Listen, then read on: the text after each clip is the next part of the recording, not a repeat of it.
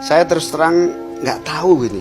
Tiba-tiba terus terang saya tidak diberitahu, saya tidak tahu, dan saya bahkan bertanya-tanya, kenapa kok saya tidak diberitahu? Sampai hari ini saya nggak tahu. Tapi bohong.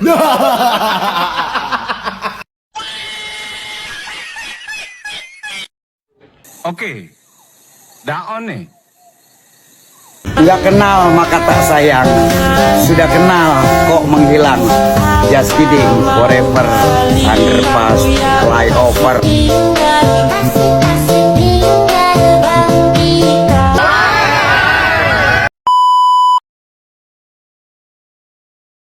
Kalian tahu nggak pelaksanaan demokrasi 1945 sampai 1949? Tidak.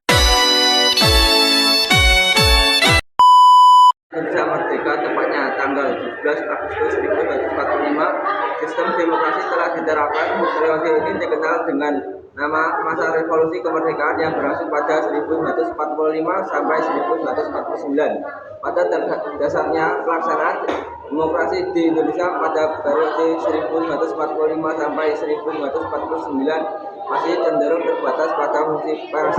Hal ini berfungsi untuk mendukung jalannya revolusi kemerdekaan. Selain itu, beberapa elemen demokrasi pun belum terwujud sepenuhnya karena kondisi negara yang belum stabil di masa awal kemerdekaan. Untuk lebih jelasnya, berikut ini adalah pelaksanaan demokrasi masa revolusi kemerdekaan. 1. Pembatasan kekuasaan presiden. Salah satu bentuk pelaksanaan demokrasi di Indonesia pada periode 1945 sampai 1949 adalah presiden dibatasi kekuasaannya oleh KNIP atau Komite Nasional Indonesia Pusat karena keberadaan parlemen. 2. Pemberian hak politik secara menyeluruh. Bentuk pelaksanaan demokrasi di Indonesia pada masa revolusi kemerdekaan selanjutnya adalah adanya pemberian hak politik secara menyeluruh. Pasalnya, sebelum kemerdekaan, para tokoh nasional telah memiliki komitmen besar untuk menerapkan demokrasi. Itulah sebabnya pasca proklamasi kemerdekaan, setiap warga negara memiliki hak politik yang setara. Tujuannya adalah untuk menghindari adanya diskriminasi agama, ras maupun suku. 3. Maklum wakil presiden.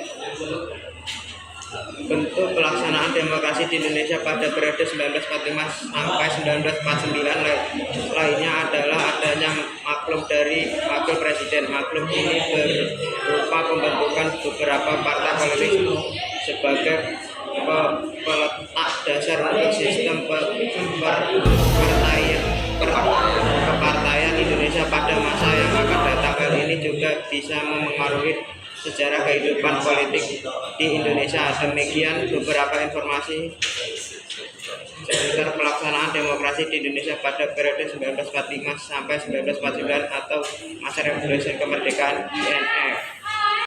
Kalian tahu nggak sih kelebihan dan kekurangan dari demokrasi pada periode 1945 sampai 1940? Pelaksanaan demokrasi di Indonesia pada periode 1945 sampai 1949 memiliki beberapa kelebihan dan kekurangan. Kelebihannya yaitu pemberian hak politik secara menyeluruh. Tumbuhnya partai-partai politik yang ikut serta dalam revolusi kemerdekaan. Adanya pers yang independen dan kebebasan politik. Kekurangannya yaitu pelaksanaan demokrasi yang terbatas.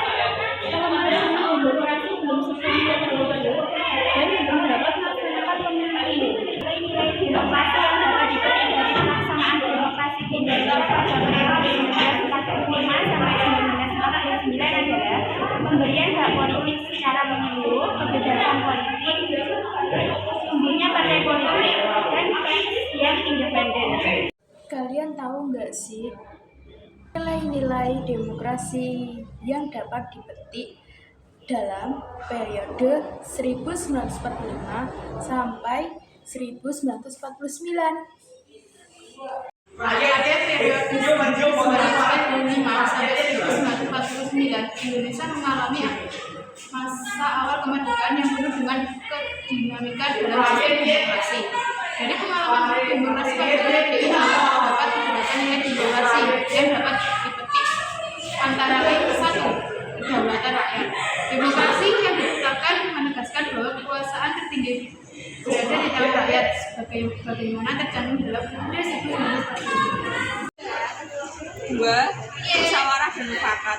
Dalam menghadapi berbagai tantangan politik dan militer, para pemimpin bangsa berusaha menyelesaikan masalah melalui musyawarah seperti dalam perumusan undang-undang 1945 dan perundingan dengan Belanda. 3.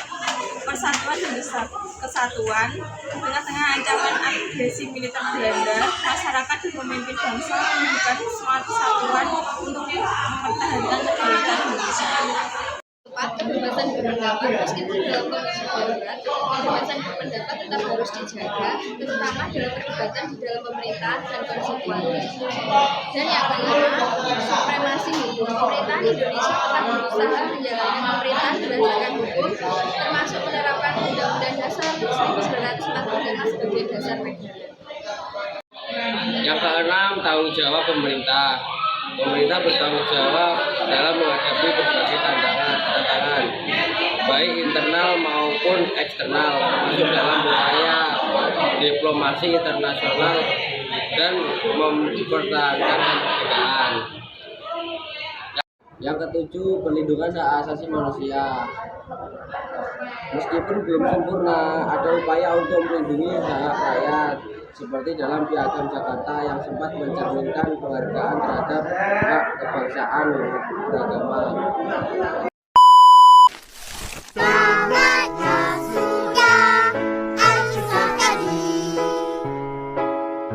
Oke teman-teman, terima kasih sudah menonton videonya.